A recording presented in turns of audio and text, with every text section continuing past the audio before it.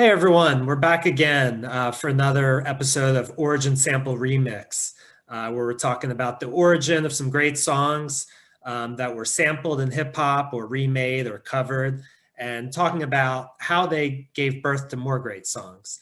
Here, my name's Holden Slattery. I'm here with Mark Ingram. How you doing, Mark? Doing well, Holden. I love music. I'm a music nerd, so I'm very excited again to be back here doing another episode of Origin Sample Remix with you. Yeah, can't wait to get started. All right, so um, the first song I'm going to be talking about is by Nina Simone, Sinnerman. And then I'm going to go into Get By Talib Kweli, and then the Get By remix. So Nina Simone started in the 60s. She had a musical style that really fused gospel and pop with classical music. She started out performing in Atlantic City, New Jersey. Eventually, she ended up becoming an expat, living in several different countries. Where she originally left to escape tax evasion charges for taxes she didn't pay as a way of protesting the Vietnam War. So she was very much an activist. Some of her first hit was "I Loves You, Porgy." And then she was also known for "I Put a Spell on You." And this song, Sinnerman, which was her unique version of an African American spiritual song, talks about a sinner hiding from divine justice on Judgment Day. So she did this extended 10-minute version of the song in 1965. It was a jazz epic that she would close concerts with typically. And in the lyrics in Sinnerman, she talks about running to the rock, to the ocean, looking for somewhere to hide on Judgment Day. The rock doesn't want to let the person hide. The river is bleeding and boiling. The ocean is boiling. So all of nature's elements are working together to create an inhospitable climate and not let this sinner hide. These are all biblical references. Just the images like blood and water and rocks are all images you'll find in some biblical stories. So I know this version of the song has been in a ton of movies and TV shows. They're not ones that I've seen, but if you listen to this song on YouTube, you're going to see the comments are full of people saying they heard this song in X or Y movie or show. And that's what brought them here. So I think that's because it's so intense. I'm guessing there's a certain type of scene, maybe where someone's committing a crime or catching a criminal, just doing something with really high stakes, which is when you might hear this song. It's a really soulful song with some very nice, fast piano. About 5 minutes in, you get into this piano and clapping portion, which really sounds amazing. And then 8 minutes and 40 seconds in, you get this amazing vocals, which is actually the intro to the next song that I'll be talking about, Get By. But that's Sinnerman. What did you think of this one, Mark? Yeah, this is a song. I enjoyed this song. This is a song that I'd heard before. I'm a big Nina Simone fan. You definitely feel the gospel elements to this song. I did look at the lyrics, and you talked a lot about the religious imagery. The ocean or the rivers of blood was a very powerful image for me. What I kind of wondered about this song, the crux of it for me was, this is depicting Judgment Day. The sinner man or sinner person, is sort of facing the reality that they didn't live a life of God. So there's a question or ambiguity at the end as to whether or not that after this person is told to go to the devil, if they're able to repent in some way and make it up to the afterlife. Now, that just created that question for me as I was listening to it. And I've heard other people talk about this song and say that maybe it's go to the devil. That reference to go to the devil is more generally speaking about like facing your demons in life, which is something obviously we all have to do. So it is a little bit of an open-ended song, but definitely has that spiritual gospel feel to it. Hmm. Yeah, I like hearing those thoughts about it. I also really enjoyed this, but I didn't know it until kind of diving into this. But one song I definitely knew is "Get by Talib Kweli." Um, so that song came out in 2003, which is the year that Nina Simone died. So I'm sure it's a tribute. It's a tribute to her. Um, the song was produced by Kanye West back when he was still only known as a producer. Um, you know, Kanye definitely had a penchant in his early days for sampling soul music, uh, and he took a lot from Sinnerman here, including the vocals at the beginning, which really start the song with a ton of energy. This was, I think, Talib Kweli's biggest single. It's off his solo debut, Quality. I think more than anything, it's the beat and instrumentals that make this song great. It didn't sound like any other hip hop song from that era, or maybe from any era. And for me, it's one of my favorite Kanye produced beats. And while he did take a lot from the Nina Simone song, it sounds like he really did something different with the piano, because I don't really recognize any point in her song where she plays the piano keys the way they sound on Get By. Um, so this is a third single off of that debut album. And I read recently how it almost didn't even come out as a single. So first two singles off that album were "Put It in the Air," which is a pretty decent song. It's produced by DJ Quick, so it had more of a West Coast rap vibe that I don't think totally worked for Talib Kweli. And then "Waiting for the DJ" featuring Bilal, which I really liked. And I remember seeing the music video on MTV or BET. But I guess it didn't catch on that much because when Talib Kweli wanted to release Get By as a third single, the record company, Raucous Records, didn't want to release it because the first two singles hadn't done that well. And they didn't think Get By was a viable single. Um, and maybe at the time this style just wasn't that popular, but I think the record executives just missed the greatness of this beat. And so Talib Kweli and his crew sent it to popular DJs in the radio station in New York, and they started giving it airplay, and then the label released it. It ended up making it to 77 on the Billboard Hot 100. So it was pretty big, and I definitely listened to it a lot, but it wasn't huge. Um, and at this time in rap, there were several rappers who were borderline mainstream, who were doing some really soulful, introspective, conscious rap. Um, Talib Kweli, Mos Def, Common, The Roots. But I don't think it was until Kanye came onto the scene as a rapper in 2004 that he kind of melded that style with more mainstream rap and just made it a little bit more commercially successful. But for sure, I think Kanye was building on something more than he was creating something new. Um, so getting into the song, Get By, the title, pays homage to the Beatles and their Get By with a Little Help from My Friends. It's a song that talks about struggle and resilience, where he empathizes with people who have made mistakes or had to do things, maybe illegal activities, just to get by.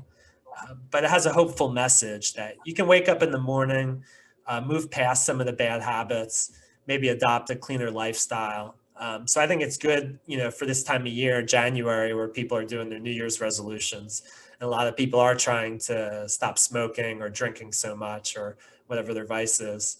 Um, and he says near the end, they need something to rely on. We get high on all types of drugs when all you really need is love. Um, to get by, just to get by, just to get by. Our parents sing like John Lennon. Imagine all the people watch. We rock like Paul McCartney from now until the last Beatle drop. Um, and on the Genius website, their annotations call out a triple entendre at the end, as he says, until the last beat will drop. So George Harrison also died around this time. So maybe he's saying they're going to keep rocking until Paul and Ringo die, the last Beatle, whoever it will be. But it could also be a beetle or a roach, when are those going to die? They are resilient as hell, so that would be a really long time. Or just the beat, the last music will drop. So I never would have thought, in the three meanings of that, but that's pretty cool. And so, yeah, what did you think of this one, Mark? I really enjoyed this song. This is not a song I'd heard a lot before. I'm not a huge Talib Kweli fan. I do like Black Star, but I will say one thing is we're going to be talking a little bit about some different Kanye songs on this podcast. I think it's interesting that he created the beat for this song, and I'll talk a little bit about Kanye's impact on one of my songs. But lyrically is what drew me to this song more so than the beat itself. The beat is good in my opinion, but it doesn't have anything that really grabs me. But I did like a lot of the imagery that he included in this song. I do think it's an overall positive song, but there is a very bleak undertone to it in the sense that, there's all these things that are influencing the kids in his community that are not necessarily positive influences. And he even calls out hip hop in that culture a little bit with some of the references in this song, which I think is interesting and not something you hear a lot. He's got some great rhymes here. I loved it when he said a TV got us reaching for stars, not the ones between Venus and Mars, the ones that be reading for parts. Some people get breast enhancements and penis enlargers, Saturday sinners, Sunday morning at the feet of the Father. Just the fact that he rhymed penis enlarger with feet of the Father, I thought was really, it's a great image and it has a serious image, but it also made me laugh a little bit. And this song is just full of these multi-syllabic rhymes. So I really did enjoy this song. So maybe it'll help me kind of get more into his music a little bit. Yeah, definitely. And I think for me, although I do really like that song and Talib's rapping, it got overshadowed a bit by the remix, just for me, which I'll talk about now. And it's, either my favorite or second favorite remix of all time. I've seen at least one list where they marked it as the best remix of all time. And so, the remix, it doesn't just add one rapper the way a lot of remixes do. It adds four rappers. And who are they? They're legends. It's Mos Def, Jay-Z, Kanye, and Busta Rhymes. So they all have amazing verses, but for me, Jay-Z's is the best. Listened to this many times in the car with my friends as a teenager. It's of course, Kanye produced the beat. And like I said before, I think the beat is so great. It was probably easy to get, these rappers to want to be on it. I just, some of the lyrics, for as far as Jay-Z, he talks about the choice between selling drugs and becoming a rapper, that there was no in between for him. So, he says, then I woke up thinking either I load up these nines or blow up with rhymes. And then shortly after he says, I'm a poster for what happens seeing your moms doing $5 worth of work just to get a dime. So pardon my disposition. Why should I listen to a system that never listened to me? Picture me working McDonald's. I'd rather pull a Mac on you. Sorry, Miss Jackson, but I'm packing. Yeah, just, I don't know. I just love his rhymes there and the imagery and that, the high stakes of like what it meant to him that he wasn't going to do, a McDonald's job. He was going to keep, doing the drug dealing or that he did or make it in rap. Some of Kanye's lines too. So he says, don't let nobody with the power of the sign, like a record label, ever tell you ain't got the power of the rhyme. They used to tell me, toughen up, put some bass in your voice. They used to tell me, lighten up, put some Mace in your voice, like Mace the rapper who had a higher voice. So, he's talking about, the record labels, the industry, how they are looking for a certain type of person for rap that he didn't, fit the bill of. And then he goes on to say, I have a feeling this album that I'm going to make a killing or not a shilling. This is love it or hate it music. So he's just getting ready to release his solo debut at the time.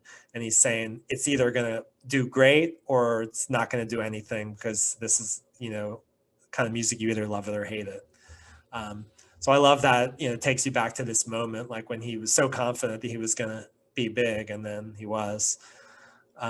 Talib, he keeps his verse really short on the remix, kind of gives the other guys a chance.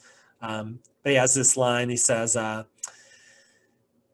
even Jesus was stoned before receiving the throne. I send the rest in peace to Nina Simone. That Jesus was stoned, with the metaphors. I'm not sure if he's talking about, getting stoned on weed or having stones thrown at him. Yeah, true. Yeah. And then Busta Rhymes just closes this song out with some great energy. He says, when I stressed, I possessed the side of my strength that make me angry and bleed, with a frustration having me smoking Newports and weed.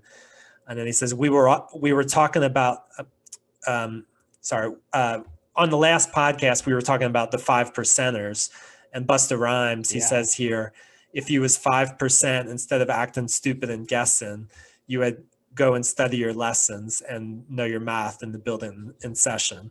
So definitely shows that he's driven by his, religion as a 5%er, as a way to like stay on the right track.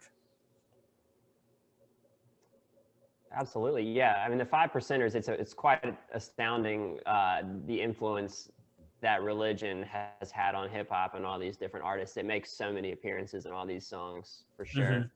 Mm-hmm. So, quickly on this song as a whole, I feel like, the remix thing can be hit or miss. You get all these different hip hop artists who are iconic, and sometimes they don't always bring their A game in these songs that they do little verses on, and you're trying to cram all these rappers onto one song. It can be a challenge. I think this is one that does pull it off well. So, I'm going to contrast that a little bit when I get to my remix, but this is definitely a remix that I think holds up, and where it is great to see all these rappers really try to bring the top-notch skills that they all possess to this song. Yeah, definitely. All right, so I'm excited to hear about these songs you're talking about today. Absolutely. So I'll get into my original here. For that, I chose the Clash's Straight to Hell. This was off the album Combat Rock. It came out in 1982. This was an A-side single with the song Should I Stay or Should I Go, which was very popular. Straight to Hell, I had not heard until recently. And when I get into my my sample, I'll talk about the M.I.A.'s version, Paper Planes. But I actually heard her version first. I went back and listened to the song, and it was amazing that it come out so long ago. This song was recorded quickly. It was recorded in like one day in 1982 as they were getting ready to go on tour. It's a bossa nova style song. Now, it has a lot of imagery here. This song is basically about immigration, and it is from the perspective of a person who is anti-immigration, but it's meant to be satirical and kind of call out those people who look harshly upon immigrants and refugees. So the first verse talks about, mentions these factories and these steel mills in Northern England. That during the 70s, it was a bleak economic period over there. A lot of immigrants came to that area looking for jobs, and then found that the economic prospects were not good. And it also dealt with a lot of xenophobic people in England who did not respond positively to their arrival. So it mentions that. The second verse goes back even further, and it talks about Vietnam, and it talks about specifically about children that were fathered by American soldiers with Vietnamese women, and then these American soldiers leave the country and they leave their children that they conceived over there. And it presents the image of a child with a picture of his parents, and he's out on the street trying to find his parents, and he can't do it. So it's just a heartbreaking image of what was a reality for a lot of children in Vietnam following the Vietnam War. So it's definitely a song that is primarily about immigration and adopts an overall satirical view towards the people who are anti-immigration. I don't know. What do you think about it, Holden? I need to go back and listen to this one again. I liked it, but it's been a little while, so I'm gonna have to come back to that one. Sure, sure. Uh, I'll say one thing also. You know, when I first heard this song, I thought it was kind of racist, and I thought, well, this is they're singing kind of an anti-immigration song, and I had to dig a little bit deeper. But one of the members of the band, Joe Strummer, you know, I did some research on him, and he was a member of the Anti-Nazi League and an organization called Rock Against Racism that criticized racist viewpoints. His brother was a member of like a far-right group, and his brother ultimately committed suicide. So I think this particular issue of sort of far-right politics was definitely on the minds of a lot of Clash members, and is kind of reflected in a lot of their songs. Yeah, well, I love that they you know, had that message and addressed this really important issue of immigration and racism. Absolutely, absolutely. So I'll go into my next one here, M.I.A.'s Paper Planes. This is also a song that is a little bit about immigration. This was an extremely popular song. It came out in 2007. M.I.A., this is where it kind of gets interesting. She is from Sri Lanka, and her family, she has some connections with a group called the M.I.A group. And I'm not an expert on it, but she spoke out against the government of Sri Lanka because they were doing things to that group, and that group was sort of making some political movements in the country of Sri Lanka, and it was a huge conflict. And she had a really hard time obtaining a visa to come to America to record her music, and it was thought that she was being denied a visa because of her affiliations with this M.I.A group. So that made it complicated as far as her getting over here. She had wanted to record this song with Timbaland, but that was not able to happen because of the immigration concerns. Ultimately, she did come over here and make this song. There was a lot of controversy around certain elements of the song.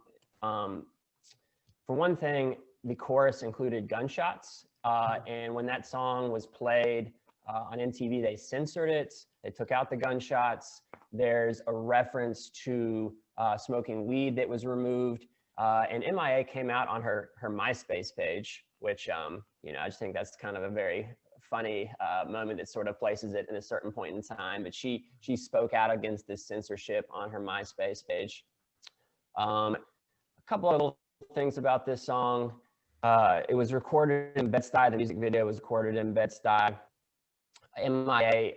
offered a lot of different explanations for why she included the gunshot noises. The gunshot noises, she said at one point, were a reflection of the hardships that a lot of immigrants have to deal with in their home countries before moving over here. She also mentioned it also was reflective of her experiences living in Bed-Stuy at the time. She also mentions that the reason for the gunshots is implying that Americans have a sort of cynical view of immigrants. And the chorus goes is, all I want to do is, you know, bang, bang, bang, take your money. Like that's implying that only Americans think that these immigrants are here to rob them, when that's not actually the case. So it's sort of a satirical type of chorus in the same way that the Clash version was definitely a satirical song as well. The last thing I'll say about this song, she performed it at the Grammys. This is actually, excuse me, well, I'll mention this anyway, but she performed the remix of this song at the Grammys, and she was 9 months pregnant at the time. And even at the Grammys, they censored the gunshot sounds as well as the references smoking weed. So it's a great beat for a song. I think that's what sort of imprinted itself on the time period and sort of makes it relevant today, as well as the overall discussion about immigration as well. Yeah, and I love that explanation to show the sarcasm, because I think a lot of people didn't get that, including me. Like, you know, because, you know, it's kind of, you know, in hip hop, you're used to hearing some of the time where it's, you know, they're not being sarcastic when they're talking about some of those things, but here that she's got that, you know, that sarcasm on the, you know, anti-immigrant sentiment.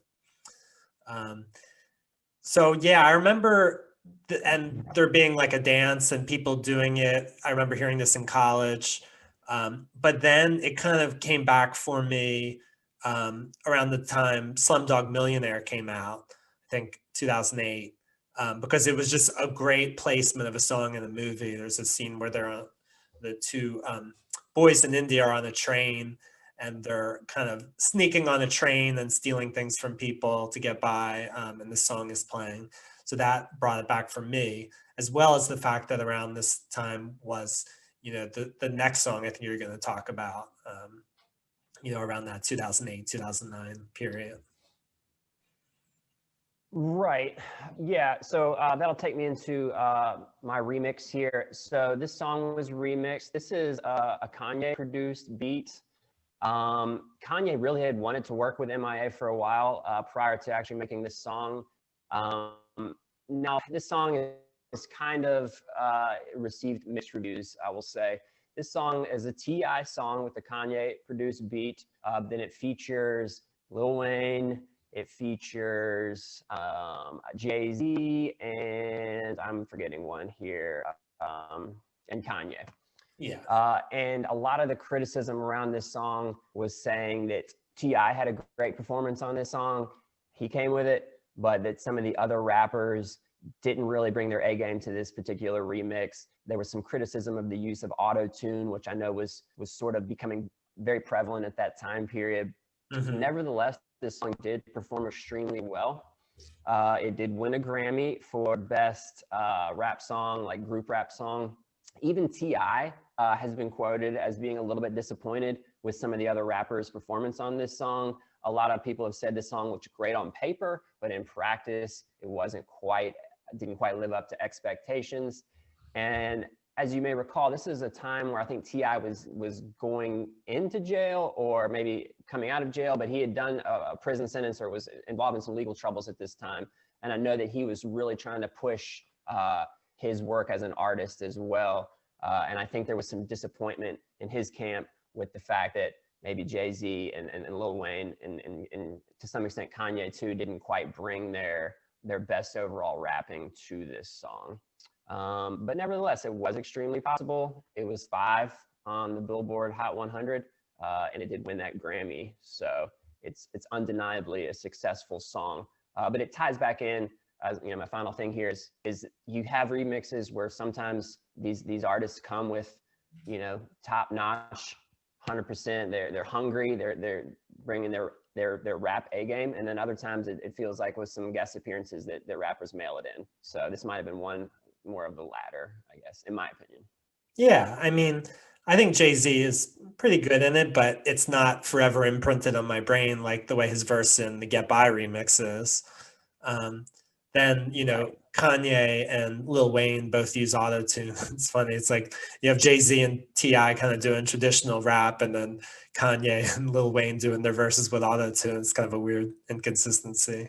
Because both those guys can, like, it's not like they need auto-tune, but it's kind of funny. No, they don't need autotune. And with Kanye West, you kind of have to take the good with the bad because he did make the beat to this song. You know, he's the driving force behind so much of this that you know, you kind of have to take it all in one basket. Lil Wayne, you know, we could have a discussion about Lil Wayne. I probably shouldn't go down that rabbit hole, but it did seem like he was using autotune a lot in his songs, and maybe still is. Yeah, definitely. But yeah, it's a pretty good selection of songs there. You know, yeah, you know, I have a preference toward the Sinnerman and the Get By, but I do appreciate, especially Paper Planes. And like I said, I'm going to go back and listen to that Clash song again. But love to hear what anyone listening thinks of those songs. If you're watching on YouTube on Looking Back Now, you know, let us know what you think of all these songs or one that speaks to you. So, yeah, Mark, thanks for joining me on this. My pleasure. I'll have to do it again sometime. All right, we will for sure. All right, I'll talk to you later, man. Yes, sir. Take care.